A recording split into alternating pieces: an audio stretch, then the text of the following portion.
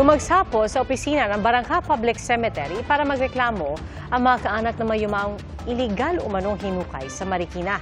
At sa ilang sementeryo naman kung saan dagsa ang mga dumalaw, may mga nahilo dahil sa init at dami ng tao. Saksi si June Veneracion.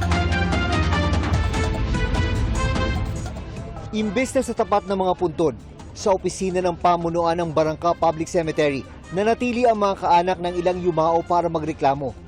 Ang labi kasi ng kanilang mga mahal sa buhay, kabilang daw sa mga iligal umanong hinukay at itinambak lang sa naturang sementeryo. Tulad ng yumaong asawa ni Carmen, na kanya sanang aalayan ng bulaklak at kandila. Pero lapida na lang ang kanyang nakita. Dalawa na nga lang kami ng anak ko dito. May ganito mong maabutan namin, wala ka na.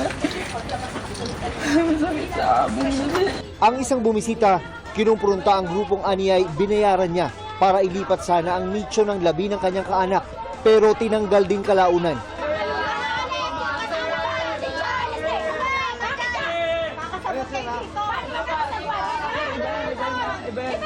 Sa inisyal na bilang ng Marikina LGU, umabot na sa 65 ang bilang ng labi na hinukay alinsunod umano sa ordinansa.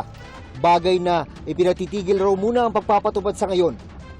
Sinampahan na ng reklamong administratibo at paglabag sa Code on Sanitation of the Philippines ang tagapamahala ng sementeryo at 5 iba pa dahil sa umano'y illegal exhumation.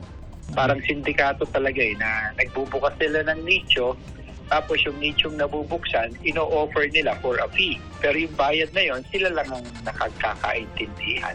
Ang isa pang hamon, pahirapan ng pagtukoy sa pagkakilanlan ng ilan sa mga labi na isirako pero walang detalye kung kanino. Dapat yan ay madaling ma-identify para naman mabawasan yung burden o yung pain ng mga, yung agony ng lahat ng mga naghahanap, ng mga kamag-anak ng mga puto na yun.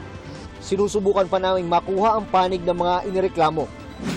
Sa Malabon, hindi rin alam ng 74 anyos na si Aling Carmen kung saan magtitirik ang kandila sa Tugatog Public Cemetery. Di kasi niya makita ang pangalan ng kanyang ina at anak sa Wall of Remembrance na itinayo para may pansamantalang madalaw ang mga kaanak habang sinasaayos ang sementeryo. Kahit pangalan lang, para malaman ko talaga nandyan siya. Ayon sa kawani ng Malabon LGU, nagkaroon noon ng aplikasyon para maideklara ng mga kaanak ang mga inilibing doon. Bagay na di raw nagawa ni Aling Carmen noon.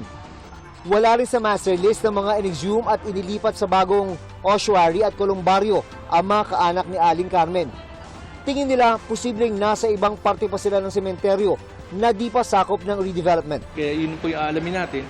Advice ko na lang sa inyo na fill up na itong form, tapos mano-mano, papahanap po natin sa sepulturero. Habang hinihintay yan, sa common area na lang muna nagsindi ng kandila si Aling Carmen para sa mga mahal niyang yumao. Sa Manila North Cemetery naman, mas pinaigting pa ng Manila Police District ang seguridad.